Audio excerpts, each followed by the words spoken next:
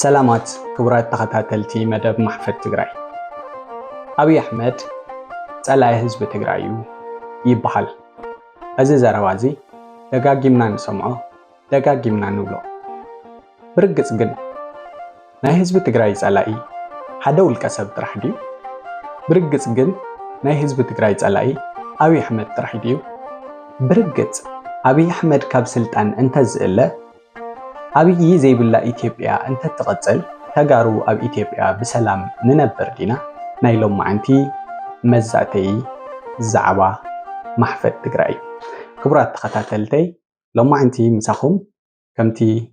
ክገልጸልኩም ዝፈተንኩ ኣብዚ ዛዕባ እዚ እናዘተና ኢና ክንቀጽል ሕፅር ዝበለ ጻንሒት ክህልወና እዩ። ሰብስክራይብ ከይገበርኩም ትከታተሉ ዘለኹም ተኸታተልተይ ሰብስክራይብ ጌርኩም ክትከታተሉኒ ስለዚ ድማ መደባት ማሕፈት ትግራይ ብፍጥነት ክበጽሑኩም ክትገብሩ ጻውዒተይ እዩ። ካብኡ ግን ናብቲ ሎማዓንቲ ክንዛተየሉ ሓሲበዮ ዘለኹ ዛዕባ ብቐጥታ እየ ክኣቱ ደጋጊምና ኣብ ሚድያ ነዋግዖ ጸላኢና ክንገልጽ ከለናስ ንገልጾ ነገር ኣሎ። አብይ አሕመድ እዩ ጸላኢና ንብል። ሕዚ አብይ አሕመድ እዩ ጸላኢና ምባል ብርግጽ ማለት አብይ አሕመድ ፈታዊና እዩ ንምባል ኣይኮንኩን ኣልዒለዮ። ሎማዓንቲ አብይ አሕመድ ጸላኢና ድዩ ክብል ከለኹስ ጸላኢና ኣይኮነን ፈታዊና እዩ ንምባል ኣይኮንኩን ኣልዒለዮ። ተርእስቲ ጸላኢና ድዩ ዝብሎ ዘለኹ ማለት ንሱ በይኑ ድዩ ንምባል ዝተሓሰበ እዩ። ናይ ብሓቂ ኣብ ኢትዮጵያ ዘሎ ቀዳማይ ጸላኢና ወይ ከዓ አብይ አሕመድ እንተዘይህሉ አብይ አሕመድ ዘይብላ ኢትዮጵያ ንተጋሩ ትስማዕማዕ እያ ማለት ድዩ ዝብል ሕቶ ምእንታን ክንምልስ ኣብዚ ዛዕባ እዚ ምእንታ ክንዛተይለ ዘልዕልክዎ እዩ። ስለዚ ኣብዚ ከስታውሶ ወይ ማለት ንተመልከተይ ከዘኻኽሮ ዝደሊ እንታይ እዩ ኢትዮጵያ ብዘይ አብይ አሕመድ ማለት ንጽባሕ ጥራይ ዘይኮነስ ንትማሊ እውን ንሕሰባ እንተይልና ኢትዮጵያ ካብ ዘመነ ሚኒሊክ ቅድሚኡ ዝነበረውን ጀሚሩ ግን ንዓና ንሎማዓንቲ ብዛዕባ ካብ ዘመነ ሚኒሊክ ጀሚሩ ናይ ተጋሩ ዕጫ ኣብ ኢትዮጵያ ብዝተፈላለዩ መራሕቲ ኣብ ዝነበሩሉ እዋን እንታይ ይመስል ነይሩ ዝብል እናፈተሽና ምስቲ አብይ አሕመድ ጥራሕ ድዩ ጸላኢ ተጋሩ ዝብል ክንረኣዩ ንፈትን። ኣብ ዘመነ ሚኒሊክ ማለት ተጋሩ እንታይ በፂሑና ብደንቢ ዝዝከር እዩ። እቲ ዝገዘፈ ነገር ናይ ትግራይ ግዝኣት ናይ ትግራይ መሬት ኣብ ክልተ ዝተመቐለሉ ዘመን ነይሩ። ፍርቂ መሬት ህዝቢ ትግራይ ናብ ጣልያን ተሸይጡ ፍርቂ ህዝቢ ትግራይ ድማ ኣብ ውሽጢ ኢትዮጵያ ተቆሪፁ ተሪፉ ብክልተ ጨፍጨፍቲ ብክልተ ገዛእቲ ህዝቢ ትግራይ እናተዳኸመ እናተጨፍጨፈ ክነብር ዝተገበረሉ ኩነታት ኣሎ። ስለዚ ሽዑ ዝተቆረፀ መሬትና ክሳዕ ሎሚ ንሕና ሓደ ክፋልና ሲኢና ወይ ፍርቂ መሓውርና ተጎዚና ፍርቂ ኣካላትና ሲኢና ካብ ማእኸልነት ናብ ወሰንነት ተሰጋጊርና ምናልባት እውን ዘድልዩና ቀረባት ቶም ሕዚ ዘጋጥሙና ዘለዉ ፈተናታት ቶም ሕዚ ሲኢናዮም ዘለና ነገራት ቶም ሕዚ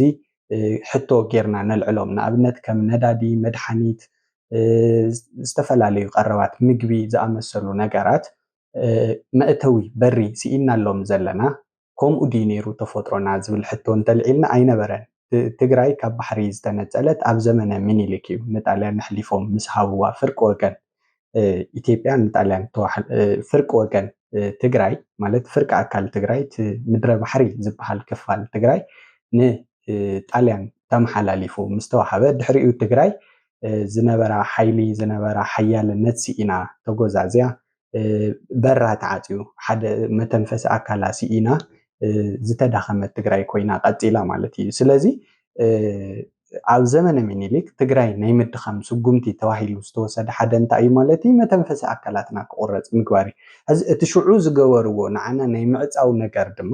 እስካዕ ሕዚ ቀፂሉ ሕዚ እውን እቶም ደድሕሪ ሚኒሊክ ዝመፁ ነገስታት በቲ ናይ ሚኒሊክ ኣሰር ተኸቲሎም ንዓና መተንፈሲና ብምዕፃው ትማሊ በርና ክንስእን መተንፈሲና ክንስእን ኣብ ክልተ ክንጉዘእ ስለዚ እቲ ሓውና ዝነበረ ናትና ዝኾነ ህዝቢ ጸላኢና ክኸውን ገይሮሞ ድሕሪኡ ከዓ ደድሕሪኡ ዝመፁ ኣካላት ንዕኡ እናተኸተሉ መጣጥሚዮም ኣድኪሞም ክገዝኡና ዝኽእልሉ ኩነታት እዩ ተፈጢሩ ማለት እዩ። እዚ ማለት ድሕሪ ሃይለ ስላሴ እውን ከም ዝፍለጥ ቀዳማይ ወያነ ንምብታን ወይ ናይ ቀዳማይ ወያነ ቃልሲ ናብ ንምውቃዕ ወይ ንዕኡ ጠጠው ንምባል ዝኸድዎ ርሕቀት ዝፍለጥ እዩ። ኣብቲ ዘመን ንሱ ማለት ዝኸፍአ ጭካነ መርዛም ጋዝ ኣብ ልዕሊ ሰባት ዝተፍኣ ካብ እንዳማቶም ተለቂሖም ዝጨፍጨፍሉ ኩነታት እዩ ዘሎ ስለዚ ኣብ ዘመነ ሃይለ ስላሴ እውን ተጋሩ ልክዕ ከምቲ ሕዚ ዝግበረልና ዘሎ ብኣብይ ኣሕመድ ልክዕ ከምቲ ሕዚ ንኾኖ ዘለና ንፍተኖ ዘለና ብኣብይ ኣሕመድ ተፈቲና ኢና ወይ ወለድና ተፈቲኖም እዮም ተመሳሳሊ ዕጫ ኣጋጢሞም እቲ ሕዚ ንሕና ንሪኦ ዘለና ነገር ወለድና ሪኦሞ እዮም ተፈቲኖም እዮም ትመከራ ንሱ ረኺቦም እዮም ማለት እዩ ድሕሪኡ ድማ ማለት ምምፃእ መንግስቱ ሃይለማርያም ወይ ናይ ደርጊ እውን ቀፂሉ ተጋሩ ተመሳሳሊ ዕጫ ይበፅሕና እንታይ ማለት እዩ መንግስቱ ሃይለማርያም ኣብ ሓውዜን ኣብ ሳምረ ኣብ ካልኦት ከባቢታት ዝገበሮ ነገር ይፍለጥ እዩ ተጋሩ እንታይ ይገብር ነይሩ ይፍለጥ እዩ ብፍላይ ብ1977 ዓመተ ምህረት ድማ ተጋሩ ብጥሜት ንክግረፉ ርዳእታ ከይኣቱ ከልኪሉ ልክዕ ከምቲ ሕዚ ዝግበር ዘሎ መድሓኒት ከይኣቱ ምግቢ ከይኣቱ ነዳዲ ከይኣቱ ክልከላ ገይሩ ዘሳቀየና ዘሎ ልክዕ ከምቲ 2014 ኣጋጢምና ዝነበረ ልክዕ ከምቲ ሕዚ ውጥም ቅልቅል ዝብል ዘሎ ዕፅዋታት ከበባታት ተመሳሳሊ ነገር ብመንግስቱ ሃይለማርያም እውን ተፈፂሙ እዩ ስለዚ ኣብይ ኣሕመድ እውን ነቶም ማለት ቅድሚኡ ዝነበሩ ነገስታት ኢትዮጵያ ዝመስል ነገር ይገብር እንተሃልዩ ተጋሩ ንምንታይ ኢና ፀላኢና ውልቀ ሰብ እዩ ፀላኢና ስርዓት እዩ ፀላኢና ኣገዛዝኣ እከለ እዩ እናበልና ንፀላኢና ነንእሶ ወይ ከዓ ካብቲ ትክክለኛ መንነቱ ኣርሒቕና ምስ ብዘይኮነ መንገዲ ምስ ፀላኢና ንገጥም ማለት ካብቲ መፍትሒ ርሒቕና ንቃለስ ንምንታይ እዩ ዝብል ሕቶ ንምልዓል ኣልዒለ እዩ ስለዚ ኣብይ ኣሕመድ ፀላኢና ኣይኮነን ማለት ኣይኮነን ናይ ሎማዓንቲ መልዕሊ እየ ወይ ከዓ ሎማዓንቲ ክንዛተየሉ ምሳኹም ሓሳበይ ክገልፀሉ ዝደለኽዎ ንሕናሲ ፀላኢና ሓደ ውልቀ ሰብ ኣይኮነን ክብል ከለኹ እቲ ገዚፍ ምስሊ ምእንታ ክንሪኦ እቲ ትክክለኛ ንተጋሩ ናብ ሓደጋ ዘውድቐና ዘሎ ተጋሩ ዝፍትነና ዘሎ ካብ ዕንክሊል ኩናት ከውፀና ዘይከኣለ ካብ ዕንክሊል መስዋእቲ ካብቲ ዘለና መከራ ከይንገላገል ዝገብረና ዘሎ እንታይ እዩ ዝብል ብኣግባቡ ክንፍትሾ ስለ ዘለና እየ ኣልዒለዮ ማለት እዩ ስለዚ ተመልከተይ ኣብዚ ብደንቢ ክነልዕሎ ዝግበአና ማለት ክንፍትሾ ዘለና ነገር ካብ ኢትዮጵያ ዝፍነወልና መጥቃዕትታት መልክዑ እንታይ እዩ ዝመስል ኣብ ምንታይ ዘነፃፀረ እዩ እንታይ ስለ ዝኾነ ሕጂ ተጋሩ ንጥቃዕ ዘለናስ ብዝሓዝናዮም ስርዓታት ወይ በቶም ገዛእትና ምክንያት ድዩ ሕዚ ኣብዚ ቀረባ ግዜ ዝስምዑ ሓደ ሓደ ዘረባታት ስለ ዘለው እየ ምናልባት ኣብ ኢትዮጵያ ዝነገሱ ነገስታት ወይ ኣብ ኢትዮጵያ ዝመርሑ ዘለው መራሕቲ ኣብ ትግራይ ዘለው መራሕቲ ስለ ዘይተስማዕምዕዎም ወይ ንዕኦም ዝምችው መራሕቲ ስለ ዘየለው ነቶም መራሕቲ ብምፅላእ ወይ ከዓ ምስ መራሕቲ ዘሎ ግጭት ድዩ ንህዝቢ ትግራይ ዝተርፎ ዘሎ ናይ ሓቂ ከምኡ ድዩ ዝመስለኩም ከምኡ ዲና ንግምግሞ ነቲ ናይ ትግራይ ፀገም ዝብል ክንፍትሾ ክንክእል ኣለና ሕዚ ኣብ ትግራይ ዘለው መራሕቲ እንታይ ይመስሉ ባህሪኦም እንታይ እዩ ገለ ዝብል ነገር ማለት ኣነ ሎማዓንቲ ንጎኒ ገዲፈ ዘውግዕ ዘለኹ እንታይ እዩ እሱ ንዓና ንተጋሩ ዝምልከት ዛዕባ እዩ ንሱ ተጋሩ ንሕና ኢና ክንፈትሖ ዘለና ኢትዮጵያ ግን ንተጋሩ ንዓና ሓላይት ኮይና ናይ ብሓቂ ካብ ኢትዮጵያ ዝመፁ ነገስታት ካብ ኢትዮጵያ ዝመፁ መራሕቲ ማለት ኣብ ኢትዮጵያ ዝተቐመጡ ኣብ 4 ኪሎ ዝተቐመጡ መንግስታት ናይ ብሓቂ ናይ ተጋሩ ሓልዮት ናይ ህዝቢ ትግራይ ናይቲ ዝተበደለ ህዝቢ ሓልዮት እንተደኣ ኮይኑ ናባና ዘምፅኦምን ናትና ችግር ክፈትሑ ዝመፁ እንተደኣ ኮይኖምን ኣመፃፅኦም ንምንታይ እዩ ከምቲ ኩሉ ግዜ ዝገብርዎ ማለት መንገዲ እናዓፀው ነዳዲ እናኸልከሉ ደሞዝ እናኸልከሉ ማለት ሕዚ ኣብዚ ቀረባ እዋን ዝኒኤ ኣብይ ኣሕመድ ዝገብሮ ዘሎስ ደሞዝ እዩ ዝኽልክል ዘሎ ደሞዝ ዝኽልከል ዘሎ መን እዩ ኣብዚ ሕዚ ሰዓት ደሞዝ ብምኽልካሉ ምክንያት መን እዩ ዝብደል ብትክክለኛ መንገዲ እንተፈቲሽናዮሲ እዚ ደሞዝ ምኽልካል ንመን ይጎድእዎ ዘሎ ትድኻ ትግራዋይ ኣይኮነን ዲ ተጎዲኡ ዘሎ እቲ ሰሪሑ ዝናበር እቲ ደቁ ዝዕቢ ዘሎ ኣቦ ኣይኮነን ዲ ዝፍተን ዘሎ ንደቁ ናብ ትምህርቲ ቤት ከይሰድድ ንደቁ ከይቕልብ ንደቁ ጥዑይ ኣቦ ከይኾን ዝኽልከል ዘሎ እቲ ተራ ትግራዋይ ኣቦ ኣይኮነን ዲ ካብ ኢትዮጵያ ዝፍነወልና ዘሎ መጥቃዕቲ ንመን እዩ ዘጥቅዕ ዘሎ ብትክክል ናይ ብሓቂ ናብ መራሕቲ ዘነፃፀረ እንተዝኸውን ነይሩ ንምንታይ እዩ ህዝቢ ትግራይ ትዕዳ ዝኸፍሎ ዘሎ ንምንታይ እዩ ህዝቢ ትግራይ መከራ ዝኣቱ ዘሎ ናይ ብሓቂ ንመራሕቲ ታርጌት ክገብሩ ደልዮም ድዮም ናይ ብሓቂ ንመራሕትና ፀሊኦም ድዮም ካብ ኢትዮጵያ ዝመፁና ስለዚ ማለት ትማሊ እውን ንፈትሽ ተተባሂሉስ ኣብ ሓውዜን ኣብ ዕዳጋ ምድብዳብ ዝተደለየሉ ምክንያት ኣብ ዕዳጋ መራሕቲ ስለ ዘለዉ ናይ ሓቅኸ ወላ እንተዝነብሩ ነይሮም ከ ንሓሙሽተ ንሰለስተ ንክልተ መራሕቲ ክትብል ሙሉእ ዕዳጋ ዘሎ ህዝቢ ምድምሳስ ማለት እንታይ ዓይነት ናይ ስርዓት ባህሪ እዩ ከምዚ ዓይነት ኣመራርሓ ከምዚ ዓይነት ገዛእቲ ከምዚ ዓይነት መንግስታት ናይ ብሓቂ ናይ ህዝቢ ሓልዮት ድዩ ዘለዎ ስለዚ እንታይ እዮም ዝገብሩ ዘለው ናይ ብሓቂ ንህዝቡ ዝሓሊ ናይ ብሓቂ ንህዝቡ ዝጭነቕ መራሒ ከምኡ ክገብር ይኽእል ዶ ስለዚ ተጋሩ ኣብ ዘይኮነ ጓል መንገዲ እናተፀመድና ማለት ተመልከቲ ማሕፈት ትግራይ ኣብዚ ብትክክል ኣርጊፀ ክዛረቦ ዝደሊ ኣብ ጓል መንገዲ እናተፀመድና ውሽጣዊ ፀገማትና ልዕሊ ዓቐን እናግዘፍና ንፀላእትና ክፍተት ክንህቦም የብልና ውሽጣዊ ፀገማትና ክንቃለሶም የብልናን ማለተይ ኣይኮነን ኣነ ከምኡ ኣይኮንኩን ዝብል ዘለኹ ፈፂመ ክብሉ ኣይክእልን ውሽጣዊ ፀገማትና ክንቃለሶ ክንፈትሖ ናይ ግድን እዩ ዘድልየኒ እኳ ደኣስ ውሽጣዊ ፀገማትና ንክንፈትሕ ምእንታን ብኣግባቡ ክንቃለሶም ምእንታን ገዛና ዓፂና ክንመክርን ክንዛተን ምእንታን ብትክክለኛ መፍትሒ መጀመርያ ናብ ግብሪ ነምፃዮ ዝብል ሰብ እየ ኣነ ውሽጣዊ ፀገማትና ክንጋፈጦ ንኽእል ኣብ ውሽጢ ኢትዮጵያ ኮይና ኣይኮነን ኢለ እየ ዝኣምን ኣብ ውሽጢ ኢትዮጵያ ኮይና ኣይኮነን ንፍትሒ ንዲሞክራሲ ክንቃለስ ንምንባር እውን ዝተኸልከልና ህዝቢ ኢና ኣብ ውሽጢ ኢትዮጵያ ኮይና ምንባር እውን ኣይንኽእልን ከም ተጋሩ ምንባር ከም ተጋሩ ኣይንኽእልን እዚ ዝኸውን ዘሎ ግን ብሓደ ውልቀ ሰብ ኣይኮነን ሕዚ ኣብዚ ከዘክሮ ዝደልሲ ኣብይ ኣሕመድ እዩ ፀላኢና እንተይልና ክሽውደና እዩ ናብቲ ትክክለኛ መፍትሒ ኣይወስደናን ስለዚ ናይ ኣብይ ኣሕመድ ስርዓት ንደምስስ ናይ ኣብይ ኣሕመድ ስርዓት ክወድቕ ንግበር ኣብይ ኣሕመድ ክቕየር ንግበር ዝብል መፍትሒ ክመፅእ እዩ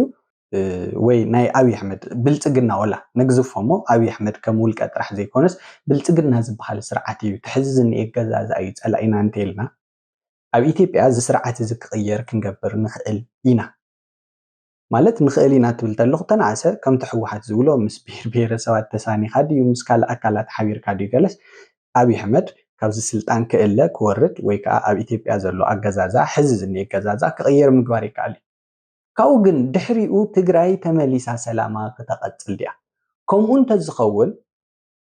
ሃይለ ስላሰ ምስ ጠፍአ ኣብ ዘመነ ደርጊ ንምንታይ ተጋሩ ዝሓሸ ሂወት ክንረክብ ዘይከኣልና ንምንታይ ደርጊ ተመሳሳሊ ነገር ኣብ ልዕሊ ተጋሩ ፈፂሙ ደርጊ ጠፊኡ ሕዚ ኣብይ ኣሕመድ መፅኡ ድማ ንምንታይ ተመሳሳሊ ነገር ናይ ደርጊ ዝመስል ነገር ንርኢ ኣለና ስለዚ ፅባሕ ንግሆ ኣብይ ኣሕመድ ምስ ከደ ዝመፅእ ኣካል እውን ንተጋሩ ከምቲ ካልኦት ነገስታት ኢትዮጵያ ዝገበሩና ንተጋሩ ከምዘይገብረና እንታይ እዩ መረጋገፂና ስለዚ ካብ ኢትዮጵያ ዝመፀና ዘሎ ሓደጋ እንታይ መሰረት ዝገበረ ተጋሩ ኣብ ውሽጢ ኢትዮጵያ ፀላእቲ ንፈጥር ዘለና ምስ ኢትዮጵያ ኣብ ፅልኣት ዘእትወና ዘሎ እንታይ እዩ ዝብል ብኣግባቡ ክንፍትሾ እኒአና ስለዚ ኣነ ኣብዚ ብግልፂ ንተመልከተይ ክሕብሮ ዝደሊ ምስ ኢትዮጵያ ዘለና ተቃርኖ መንነታዊ እዩ ናይ መንነት ጎነፅ እዩ ዘለና ናይ ኢትዮጵያ መንነትን ትግራዋይነትን ተሳንዮም ክነብሩ ስለ ዘይኽእሉ ተጋሩ ብምዃንና ተጋሩ ትግራዋይነት ዝበሃል መንነት ስለ ዘለና ንትግራዋይነትና ክንዕቅቦ ስለ ንደሊ ብታሪኽና ብባህልና ብቋንቋና ስለ ንኾርዕ እያ ኢትዮጵያ ደጋጊማ በብዘመኑ ጥንታት ትፍፅመልና ደጋጊማ በብዘመኑ መናእሰይ ትቐትለልና ኣዴታት ትቐትለልና ኣቦታት ትቐትለልና ህፃናት ትቐትለልና እዚ ኣንዳዕዲዕና ክንፈልጦን ፈሊና ክንርድኦን ዘለና ሓቂ እዩ ኢለ እየ ዝኣምን ኣብዚ ምንም ኣፈላላይ ክህልወና ኣይግባእን ምናልባት ከም ተጋሩ ኣፈላላይ ክህልወና ዘለዎ ኣብቲ መፍትሒ ክኸውን ይኽእል እንታይ ደኣ ንግበር ኣብ ዝብል ኣፈላላይ ክህልወና ይኽእል ብዙሓት ሰባት ብዙሓት መንገድታት ክህልዎም ይኽእል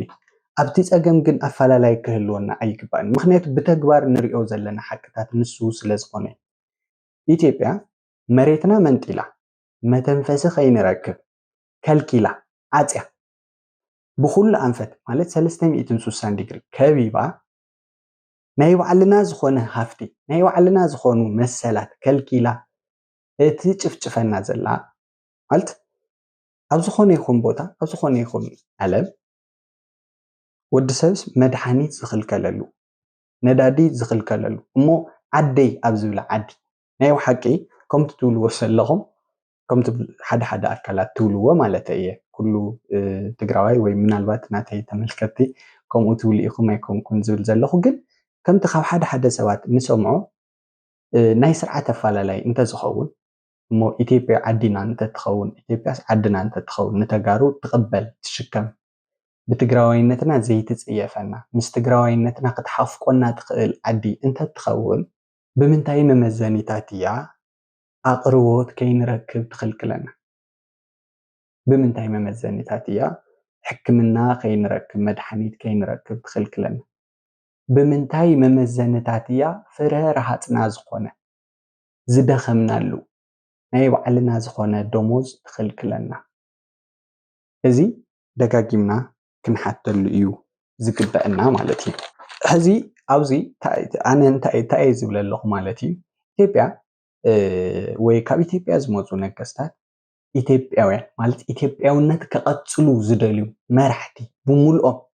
ኣብይ ይኹን መንግስቱ ይኹን ካልእ ይኹን ኢትዮጵያውነት ከቐፅል እየ ኢሉ ዝሓስብ ኣካል ምስ ትግራዋይነት ብሓደ ከሳንዮ ኣይኽእልን። ኢትዮጵያውነት ንትግራዋይነት ሓቑፉ ከቐፅል ኣይኽእልን። እንታይ ኢትዮጵያውነት ሓድሽ መንነት ምህናፅ እዩ ዝደሊ ማለት ዘሎ ናይ በዝሒ ብሄራት ዘሎ ንኣብነት ንትግራዋይነት ክሽከም ክቕበል ክፈቅድ ኣይከኣለን እስካ ሕዚ ብተግባር ዘርእየና ነገር እዩ ኣነ ዘውግዕ ኣለኹ። ሕዚ ከምኡ ዓይነት ዕድል ኣይሃበናን ከምኡ ዓይነት ተርእዮ ኣይርእየናን። ስለዚ ኢትዮጵያውነት ንትግራዋይነት ኣሕቂቁ ኣጥፊኡ ውሒጡ ክቕፅል ዝደሊ መንነት እምበር ንትግራዋይነት ሓቂፉ ንትግራዋይነት ሓብሒቡ ተጋሩ ብትግራዋይነትና ከይሓፈርና ብትግራዋይነትና ከይተሰኮና ምስ ትግራዋይነትና ኮይና ክንለምዕ ክንብርኽ ብሰላም ክንነብር ሰሪሕና ክንበልዕ ዝፈቅደልና መንነት ኣይኮነን። ስለዚ ከምኡ ስለዝኾነ ድማ ንትግራዋይነት ከጥፍኦ ስለዝደሊ ንሕና እውን ንትግራዋይነትና ክንፅየፎ ስለዝደሊ ኢትዮጵያውነት ክንዲ ዝኽኣሎ ብፕሮፓጋንዳ ብሓይልን ይገጥመልና። ሕዚ ብሓይሊ ክገጥመልና ከሎ ቁፅርና ክንውሕድ መሬትና ክሕድገና ከሎ ዓቕምና ክዳኸም ቁጠባዊ ዓቕምና ክዳኸም መሬትና ክንሕደግ ከለና ሰሪዕና ንበልዐሉ ባይታ ኢና ንሕደግ ዘለና ሰሪሕና ንበልዐሉ ባይታ ሰሪሕና ንበልዐሉ ባይታ ብቻ ኣይኮነን ምዕራብ ትግራይ ንተጋሩ ኣማራፂ እውን እዩ ተስፋ እውን እዩ ነይሩ ማለት ሓሪስና ስለ ንበልዐሉ ጥራሕ ኣይኮነን ምናልባት ኢትዮጵያ ክትዓፅወና ከላ እንትንፍሰሉ በሪ እውን ክኾነና ስለ ዝኽእል እዩ ካብ ካልእ ከባቢታት ንተጋሩ ዘድልዩና ጠለባት ክነግንየሉ ንኽእለሉ ዕድል እውን ድልድል እውን ስለ ዝኾነ እዩ ስለዚ ምዕራብ ትግራይ ክዓፅውና ከለው መተንፈሲና ከም ዝዓፀውና ጎረሮና ከም ዝሓነቁና ክንፈልጥ ክንክእል ኣለና ስለዚ ናይ ልኡላዊነት ጉዳይ ጥራሕ እውን ኣይኮነን ናይ ቀፃልነት ጉዳይ እዩ ብትንፋስና እዮም ሒዞምና ዘለው እዚ ክንርስዖ ይብልና ብኡ ኣቢልና ብምዕራብ ትግራይ ኣቢልና በሪ ረኺብና ምስ ሱዳን ተጋኒና ድዩ ምስ ካልእ ኣካል ተላዚብና ድዩ ማለት ምስ ከማና ዝበሉ ህዝብታት ተላዚብና ንምንባር ዘድልየና ነገር ከይንረክብ ዓዲግና ከይንእቱ ከይንጥቀም ምእንታ ክንዕፆ ስለዚ ተዓፂና ተዓፊና ተገዲድና መተንፈሲ ምስኣና ንኢትዮጵያውነት ክንቅበሎ ንትግራዋይነት ክንገድፎ ንመንነትና ክንፅየፎ ስለዝድለ እዩ ካብ ኢትዮጵያ ዝመፀና ፕሬሸር ካብ ኢትዮጵያ ዝመፀና ፀቕጢ ነዚ እዩ ዝመስል መልክዑ እዚ እዩ ኣብዚ ብደንቢ ክንረዳዳእ እኒአና ስለዚ ፀላኢና እቲ ስርዓት እዩ እንተኢልና ግን ኣብይ ኣሕመድ እዩ እንተንብል ምናልባት ምስቲ ስርዓት እንታይ ዓይነት ግጭት እዩ ናብ ዝብል ኢና ክንኣቱ ስለዚ ምናልባት ስነ ሓሳባዊ እዩ ወይ ግዝያዊ ዝኾኑ ክተዓረቁ ዝኽእሉ ኢልና ኢና ክንትንትኖና ከምኡ እንተዝኸውን ነይሩ ብርግፅ ከምቲ ሓደ ሓደ መፍትሒ እዩ ኢልኩም ሳጀስት ትገብርዎ ናብ ከምኡ ዓይነት ኩነታት ክንኣቱ ማለት እዩ ስለዚ ፀላኢና ኣብይ ኣሕመድ እዩ እንተኢልናስ ንኣብይ ኣሕመድ ንምቕያር ወይ ነቲ ሕዚ ዝኒአ ስርዓት ንምስትኽኻል ኢና ክንቃለስ ማለት እዩ ካብኡ ግን ሕሰብዎ ኣብይ ኣሕመድ ምስ ቀየርና ድማ ትግራይ ተመሊሳ ናፍቲ ሕዚ ዝኒኤቶ ብርኪ ክትምለስ ድሕሪ 10 ዓመት ድሕሪ 20 ዓመት ናብ ዕንክሊል ኩናት ክንመፅእ ማለት እዩ ስለዚ ኣይኮነን ንብል ዘለና መፍትሒኡ ካልእ ስለ ዝኾነ ፀላኢና መን ምዃኑ ብኣግባቡ ክንፈልጥ ዘለና መፍትሒኡ እውን ብኣግባቡ ክንፅር ስለ ዘለና እዩ ስለዚ ናይ ሓሳበይ መጠቃለሊ እውን ክገብሮ ምእንታ ኢትዮጵያ ፀላኢትና እያ ንብል ዘለና ማለት መራሕቲ ኢትዮጵያ ጥራይ ኣይኮኑን ስርዓታት ኢትዮጵያ ጥራይ ኣይኮኑን እቲ ኢትዮጵያውነት ዝበሃል እዩ ስለዚ ንኢትዮጵያውነት ከግዝፉ ዝደልዩ ንኢትዮጵያውነት ክሃንፅዎ ከቐፅልዎ ዝደልዩ መራሕቲ እዮም ፀላእትና ዝኾኑ ዘለው ኣብ ልዕሊ ኢትዮጵያውነት ማለት ምስ ኢትዮጵያውነት ንዓርሶም ዘላገው ኣካላት እዮም ፀላእትና ዝኾኑ ዘለው ንብል ዘለና ምስ ኢትዮጵያውነት ንባዕሎም ዘላገው እዚ ትበሃል ተሎስ ድንበር የብሉን ኣብዚ ከባቢ እዮም እኒአው ከምዚ ዝበሉ እዮም በዚ ኣንፈት ይመፁ ይኮንኩን ዝብል ኣለኹ ምስ ኢትዮጵያውነት ንባዕሎም ዘላገው ከመይ ዝበሉ ሰባት እዮም ኢልና ኢና ክንፈልዮም ዘለና ድሕሪኡ ማለት ኣብ ቤተክርስትያን ንረኽቦም ኣብ ውሽጢ ትግራይ እውን ንረኽቦም ኣብ ዝተፈላለዩ ቦታታት ክንረኽቦም ንኽእል ኢና እዚኣቶም ኣካላት እዚኦም ትግራዋይነት ክጠፍእ እዮም ዝደልዩ ትግራዋይነት ከዓ ናትና ናይ ተጋሩ መንነት እዩ ንኮርዐሉ መንነት እዩ ማለት ንሕና መን ኢና ክንብል ከለና ዝተጋሩ ኢና ንብል ታሪክና ቋንቋና ባህልና መለለይና እዩ ሓደ ሰብ ከዓ ብዘይ መንነት ክነብር ኣይኽእልን ብዘይ መንነት ክቐፅል ኣይኽእልን እዚ እውን ኣካል እቲ ፕሮፓጋንዳኦም ገይሮም መንነት ብምሕሳር መንነት ብምንኣኣስ ዝምክሩና ኣካላት ከም ዘለው ይፍለጥ ግን ፈፂሙ ዘይኸውን ሕሶት ዝኾነ ነገር እዩ ዝኾነ ኣካል ኣነ እከለ እየ ከይበለ መንነቱ ብኣግባቡ ከይገለፀ ክነብር ኣይኽእልን ኣብዚ ብጣዕሚ ንጹራት ክንከውን ክንክእል ኣለና ማለት ወዲሰብ ንክበልዕ ጥራይ ወዲሰብ ንክነብር ጥራይ ስኢሉ ማለት ንምንታይ ኢና ንነብር ዝብል ሕቶ ክንምልስ ከለናስ ካብቶም ንነብረሎም ምክንያታት ሓደ ታሪክ ስለ ዘለና ናይ ወለድና ታሪክ ክነቐፅል ስለ ዝግብአና ወለዶኣዊ ሓላፍነት ስለ ዘለና ኣብዚ ምድሪ ንክንነብር ልኡኽቶ ስለ ዘለና እውን ኢና ብሂወት ንቕፅል ናይ ባዕልና ባህጊ ድሌት ጥራሕ ኣይኮንና ተሸኪምና ንቕፅል እዚ ብዘይ መንነት ፈፂሙ ኣይከኣልን ወዲሰብ ናይ ሓደ ወለዶ ጥራሕ ኣይኮነን ብዘይ ትማልስ ሎማዓንቲ ዝበሃል ነገር ክህሉ ኣይኽእልን ስለዚ ትማሊ ናትና ዝኾነ ነገር ኣለና ወለዲ ኣለውና መንነት ኣለና ሎማዓንቲ ንሕና ኣለና ፅባሕ ከዓ ደቅና ክቕፅሉ እዮም እዚ ንምግባር ኢና ንነብር እዚ ክንገድፍ ኣይንኽእልን መንነትና ክንገድፍ ኣይንኽእልን ስለዚ ፀላእትና መንነትና ክንገድፍ ከምዘይንኽእል ክፈልጡ ከለዉ መንነትና ከግድፉና ዝተፈላለዩ ነገር ክገብሩ ይኽእሉ እዮም ኣብ ውሽጥና ክሳዕ ምክፍፋል ካብ ማእኸልና ፀረ ትግራዋይነት እስካዕ ምፍጣር እዚ ገይሮም እዮም ክብትኑና ዝምክሩ ስለዚ ኣብዚ ማለት ከም መደምደምታ ብኣግባቡ እውን ገሊፀዮ ኢለ ስለዝሓስብ ናበይ ክመፅእ ከምዚ እንተኮይኑ ፀላኢና ውልቀ ሰብ ዘይኮነስ እታ ዓዲ እንተኮይና እንታይ እዩ መፍትሒና ዝብል ኣብ ውሽጢ ኢትዮጵያ ተቆሪና ምንባር ኣማራፂ ክኾን ስለዘይኽእል ንትግራዋይነትና እዩ ኣብ ሓደጋ ዝውድቕ ዘሎ መንነትና እዩ ዝጥቃዕ ዘሎ ፀላኢና ብመንነት ዝመፀ እዩ እቲ ኢትዮጵያውነት እዩ ፀላኢና ተይልና ክንዕቅቦ ዝግበአና ንቃለሰሉ መንነትና ድማ ትግራዋይነት እንተኮይኑ መፍትሒና እውን ንትግራዋይነት ብኣግባቡ ክንከላኸለሉ ዘኽእል ባይታ ምፍጣር እሱ ከዓ ሃገር ምህናፅ ሓደን ክልተን ዘይብላ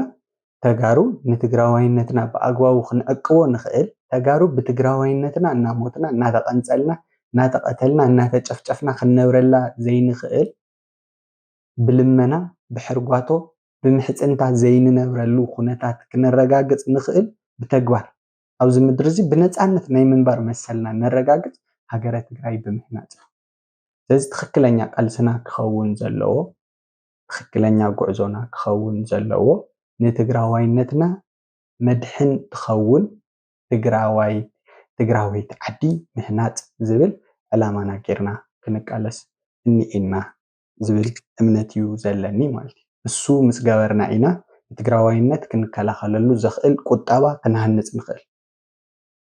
ናይ ባዕልና ሃገር ክህልወና ከሎ ናይ ባዕልና ቁጠባ ብነፃነት ክንሃንፅ ንኽእለሉ ዕድላት ንረክብ ናይ ፖሊሲ ነፃነት ንረክብ ብነፃነት ንተጋሩ ዝመስል ንባህሊ ስራሕና ዝምጥን ንዓና ዝመስል ፖሊሲ ክንቀርጽ ንኽእል ንሪሶርስታትና ኣብ ግምት ዝእተወ ትክክለኛ ፅቡቅ ዝኾነ ኣብ ውሽጥና ዘለው ፀጋታት ዝፈተሸ ፖሊሲ ክነውፅእ ንኽእል ንዓና ዝስማዕማዕ ኣሰራርሓ ንባህልና ዝምጥን ኣሰራርሓ ፖሊሲ ጌርና ክንሕንፀፅ ንኽእል ምክንያቱ ባዕልና ምስ ባዕልና ስለ ዝኾነ እዚ ብምግባር ድማ ዝሓሸ ቁጠባ ክንሃንፅ ንኽእል ዝሓሸ ቁጠባ ተሃኒፅና ዝሓሸ መከላኸሊ ሓይሊ ዝሓሸ ቴክኖሎጂ ክንዕቀብ ዝሓሸ መከላኸሊ ሓይሊ ክህልወና ዝሓሸ ዓቕሚ ዝሓሸ ጉልበት ክህልወና ይገብረና ማለት እዩ እዚ ብምግባር ድማ ትግራዋይነት ናብ ዝሓሸ ብራኸ እውን ክንወስዶ ንኽእል ካልእ ኣብ ትግራዋይነት ዘለው ፀጋታት እውን ክገዝፉ ክስፋሕፍሑ ናብ ካልኦት ዓድታት ክነላልዮም ብነፃነት ክነግዝፎም ክነዘምኖም ዕድል ንረክብ ኣብ ናይ ባዕልና ዓዲ ብነፃነት ክንነብር ከለና ማለት እዩ ስለዚ ተጋሩ እዚ ኢና ክንርዳእ ዘለና እዚ ኢና ክንፈልጥ ዘለና ናይ ኩሉ ግዜ ቃልስና እዚ ንምግባር እዩ ክኸውን ዘሎ እዚ ከይገበርና ግን ደቂስና ክንሓድር ኣይንኽእልን እዚ ከይገበርና ሰላም ዝበሃል ነገር ክንረክብ ኣይንኽእልን እዚ ከይገበርና ከምቲ ንምነዮ ሰላም ዝበሃል ነገር ክንረክብ ኣይንኽእልን ብርግፅ ዝተወሰነ ሃፍቲ ክንሃንፅ ንኽእል ኢና ግን ፈራሲ እዩ ሕዚ ኣብ ትግራይ ሃፍቲ ክህሉ ይኽእል ትሪእዎ ኣለኹም ግን በቲ ሕዚ ዝግበር ዘሎ ዕፅዋን ክልከላታትንስ ማለት ናይ ሃፍቲ መግለፂታት እዮም ሓቂ ሓደ ሓደ ነገራት ኣለው ሕዚ ብዙሓት ሰባት ሰብ ሃፍቲስ ሰባት ማለት ፅዒሮም ለፊዖም ዘጥረይዎም ነገራት ኣለው ንሪኦም ሕዚ ግን ክንድቲ ዝድለ ዶ ይንቀሳቀስዎም ኣለው ሕዚ በቲ ዝድለ ንኣብነት ሰብ ትግራይ ሲ ብዙሓት ሰባት ነናይ ባዕሎም ትካላት ፈጢሮም ኣለው ንበል ኣብ ትግራይስ ብዙሓት ትካላት ኣለዋ ኣናእሽቲ ማኑፋክቸሪንግ ትካላት ሓዊሱ ማለት እዩ ናብ ኣናእሽቲ ናይ ኣምረቲ ትካላት ማለት እዩ ናይ ንግዲ ትካላት ግልጋሎት ዝህቡ ካልኦት ትካላት ኣለዉ ግን ብሰንኪ እቲ ኣብ ኢትዮጵያ ኣብ ልዕሊና ተውርዶ ዘላ ዕፅዋን ክልከላ ብሰንኪ እቲ ከበባ ንኣብነት ብሰንኪ ካሽ ሕፅረት ከመይ ተጉላልዩ ኣሎ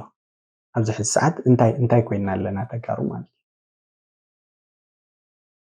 ስለዚ እዚ ኩነታት እዚ ከመይ ኢና ክንፈትሖ ንኽእል ብርግፅ ማለት ከምዚ እናተገበርና ዘዝሃነፅናዮም እናፍረስና ዘዘጥረናዮም እናተመንጠልና እናወደሙ ዲና ክንቅፅል ከም ብሄር ከም ማሕበረሰብ ከምኡ ዓይነት ዕጫ ዲና ክንነብር ዘለኣለም ኣብ ድግግም ዲና ክንነብር እሞ ድማ በብዘመኑ ካብቲ ዝነበረና ዝኾነ መጠን እናንኣስና እናተቆርመመና እናተሸርመመና ስለዚ ከም ተጋሩ ንሓንሳብን ንሓዋሩን ዝዓንኬል እዚ ዝብጥስ ዝዕንክሊል እዚ ዝሰብር ኣካይዳ ክንክተል ኣለና እዚ ክንገብር ተኮይና ድማ ፀላእትና ብንፅረት ክነለልዮም ሓደጋታትና ብንፅረት ክንፈልጦም ክንክእል ኣለና ንግዝያዊ ናይ ፕሮፓጋንዳ ዓፈናታት ክንጋለፅ የብልና ወላ እውን ካብ ተጋሩ ዝመፁ ንዓና ዝመስሉ ከማና ብትግርኛ ዘዋግዑ ሰባት ዝናገርዎ ምክንያቱ ናብታ ኣፅናቲት ዓዲ ዝኾነት ዝተለጠፉ ናታ ኣተሓሳስባ ዝተሸከሙ ንባዕሎም ናብ ኢትዮጵያውነት ኣሕሊፎም ዝሃቡ ተጋሩ እውን ከምታ ኢትዮጵያ ከምቶም ካልኦት ኢትዮጵያውያን እዮም ዝኾኑና ምንም ኣፈላላይ የብሎም እቲ ኢትዮጵያ ትምነዩ እዮም ኣብ ልዕሊና ዝምነዩ ፀላኢትና ባዕላ እታ ኢትዮጵያ እቲ ኢትዮጵያውነት ስለ ዝኾነ ብዘርኢ ብትውልዲ ብዓፅመ ስጋ ትግራዋይ ዝኾነ እውን ኣብ ኢትዮጵያውነት እንተተለጢፉ እንተተላጊው ፀረ ተጋሩ ናይ ምዃን ባህሪ እዩ ዘማዕብል እዚ ክንዝንግዖ የብልና ስለዚ ፀላኢና ኢትዮጵያውነት እዩ ናይ ትግራይ መንነት ኣጥፊኡ ክዕንብብ ዝደሊ ትግራዋይነት በሊዑ ክገዝፍ ዝደሊ ኢትዮጵያውነት እዩ ፀላኢና ዝብል ከልዕል ስለ ዝደለኹን ኣብዚ ምፅረት ክፈጥር ማለት ምሳኹም ምስ ተጋሩ ኣሕዋተይ ክዛተየሉ ስለ ዝደለኹ እየ ሎም ማዓንቲ መፅእ ነይረ ስለዚ ንሎም ማዓንቲ ሒዘዮ ዝነበርኩ ዛዕባ ወዲኤ ኣለኹ ማለት ኣብ ቀፃሊ ብተመሳሳሊ ምናልባት ብካልእ ኣንፈት እውን ክንሪኦም ዝግበአና ሓደ ሓደ ዛዕባታት ሒዘ ክመፅእ እየ ናታትኩም ርእቶ ማለት ኣብዚ መውሃቢ ርእቶ ትህቡኒ ርእቶታት ንቐጻሊ እንታይ ሒዘ ክመጽእ ከም ዘለኒ ስለ ዝረብሐኒ ፕላስ ማለት ብተወሳኺ ድማ ከመይ ከብራህርህ ከም ዘለኒ ብሕቶ መልክዕ እንተተሓቱኒ ንስኻትኩም ኣብ መውሃቢ ርእቶ ዝተረኣይኹም ሓሳብ እንተተቐምጡለይ ንቐጻሊ ድማ ኣብ ንገብሮ ዘተ ንቀጻሊ ድማ ኣነ ኣብዚ ክመጽእ ከለኹ ዝሓሸ ሓሳብ ሒዘ ክመጽእ ዝሓሸ ይህን ክንበሃል ስለ ዝሕግዝ ርእቶ ምሃብ እቲ ቪድዮ እቲ ሓሳባት ክትፈትዎ ከለኹም ከዓ ላይክ ምግባር ክትርስዑ የብልኩምን ንቻነልና ይዕብይ እዩ ንዘተና እውን የግዝፎ እዩ እዚ ከዘክረኩም ይደሊ ድጋሚ ሰብስክራይብ ከይገበርኩም ትከታተሉ ዘለኹም ሰብስክራይብ ጌርኩም ክትከታተልዎ ይላቦ ኣብ ልዕሊኡ ድማ እዚ ንዛተዮ ዘለና ተጋሩ ችግርና ንኽንፈትሕ ናብ መፍትሒ ንኽንበፅሕ ናብ ሰላም ንኽንሰጋገር ናብ ሰናያ ንኽንከይድ ስለ ዝኾነ ተጋሩ እዚ ክንገብር ተኾይና ድማ ተጋሩ ክንረዳዳእ ኩላትና ተመሳሳሊ ንቕሓት ክንውንን ናብ ተቐራራቢ ዝኾነ ብርኪ ንቕሓት ክንበፅሕ ክንረዳዳእ ስለ ዘለና እዩ ኣነ እውን ኣብዚ ኣብ ማሕፈት ትግራይ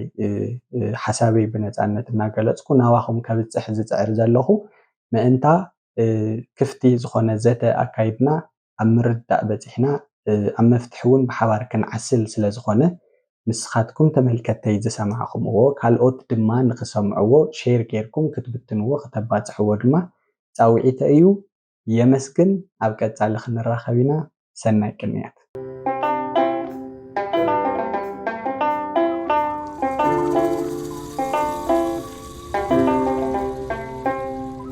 ማሕፈድ ትግራይ ኣሰር ስልጣነ ንኣድማዕነት ማሕፈድ ትግራይ ኣሰር ስልጣነ ንኣድማዕነት